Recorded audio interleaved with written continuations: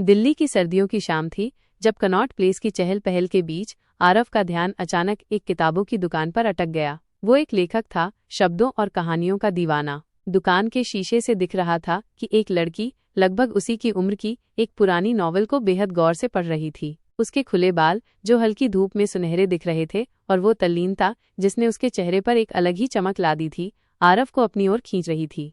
आरव ने हिम्मत कर अंदर कदम रखा। किताबों की खुशबू ने उसे घेर लिया। वो उस लड़की के पास से गुजरा और जानबूझकर अनजाने में एक किताब नीचे गिरा दी। लड़की ने चौंक कर देखा। उसकी आंखें बड़ी और गहरी थीं, जैसे उनमें कोई पुराना रहस्य छुपा हो। ओह, माफ करना, आरव ने कहा किताब उठाते हुए। कोई बात नहीं, उसने मुस्कुराते हुए कहा। उसकी मुस्कान में एक अजीब सी मासूमियत थी। आप कौन सी किताब पढ़ रही हैं? आरव ने पूछा। ये उड़ान है, शिवानी की, उसने जवाब दिया। बहुत पुरानी है, लेकिन हर बार कुछ नया सिखा जाती है। आरव को लगा जैसे एक पुरानी धुन बज उठी हो। मुझे भी शिवानी बहुत पसंद है। उनकी दीपदान मेरी पसंदीदा है। सच में? उसकी आंखों में चमक आ गई। मुझे लगा आज की पीढ़ी शायद ही इन लेखकों को पढ़ती हो। मैं पुरानी चीजों का प्रेमी हूँ, आरव ने हंसते हुए कहा, खासकर कहानियों का।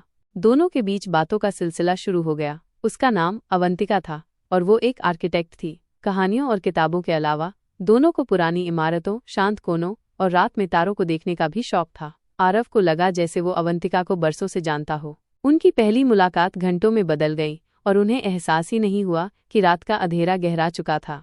अगले कुछ हफ्तों तक उनकी मुलाकातें बढ़ती गईं। कभी कॉफी शॉप में घंटों बातें होती, कभी दिल्ली के ऐतिहासिक स्थलों पर घूमते हुए, तो कभी बस एक दूसरे के साथ शांत बैठकर शहर की आवाज़ों को सुनते हुए। आरव ने अपनी अधूरी नॉवेल के कुछ अंश अवंतिका को सुनाए। अवंतिका ने हर बार उसे नई दिशा दी, उसके शब्दों में और गहराई लाई। आरव को लगा कि अवंतिका उसकी प्रेरणा बन गई है। उसकी उपस्थिति में शब्द अपने आप कागज पर उतरने लगते थे।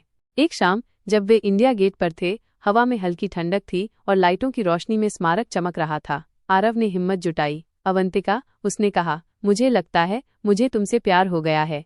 अवंतिका ने उसकी ओर देखा। उसकी आंखों में एक पल के लिए उदासी की हल्की परछाई आई, लेकिन फिर एक मीठी मुस्कान फैल गई। आरव, उसने धीरे से कहा, मुझे भी। उनका रिश्ता और गहरा होता गया।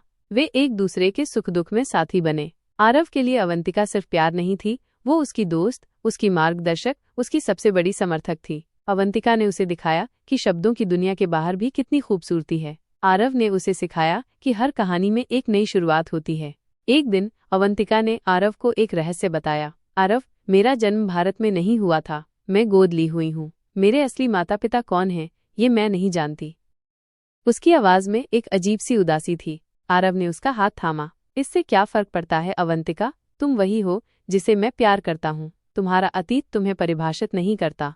लेकिन अवंतिका के मन में एक खालीपन था, एक अधूरापन जो उसे हमेशा परेशान करता था। आरव ने ठान लिया कि वो उस खालीपन को भरेगा। उसने अवंतिका के जन्मस्थान के बारे में जानकारी जुटानी शुरू की। कई हफ्तों की मेहनत, कई दस्तावेज खंगालने के बाद उसे एक नाम और एक पता मिला, केरल में एक छोटा सा गाँव। आरव ने अवंतिका को बिना बताए केरल की यात्रा का प्लान बनाया। वो चाहता था कि ये उसके लिए एक सरप्राइज हो। जब वे उस गांव पहुंचे तो आरव ने एक पुरानी नर्स से संपर्क किया, जिसने अवंतिका के जन्म के समय मदद की थी। नर्स ने उन्हें एक वृद्ध दंपति के घर का रास्ता बताया।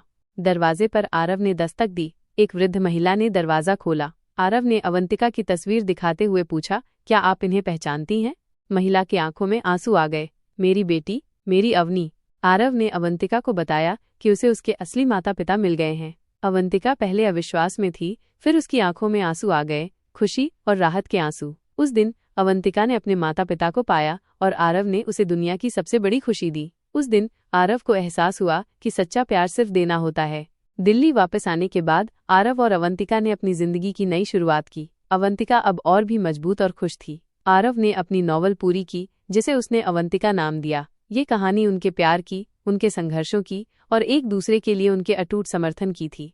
एक शाम जब उनकी नॉवल की लॉन्चिंग पार्टी थी, आरव ने मंच पर खड़े होकर कहा, ये कहानी सिर्फ मेरी नहीं, ये हम सबकी है। ये प्यार की उस शक्ति की कहानी है जो हमें पूरा करती है, हमें मजबूत बनाती है और हमें उस खालीपन को भरने में मदद करती है जिसे हम कभी कभी महसूस करते हैं। अवंतिका, तुम मेरी जिंदगी की सबसे खूबसूरत कहानी हो। अवंतिका की आंखों में फिर से खुशी के आंसू थे।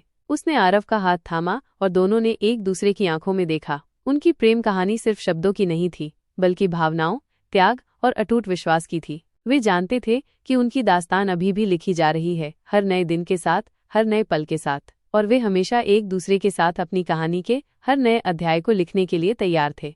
क्या आप कोई और कहानी सुनना चाहेंगे?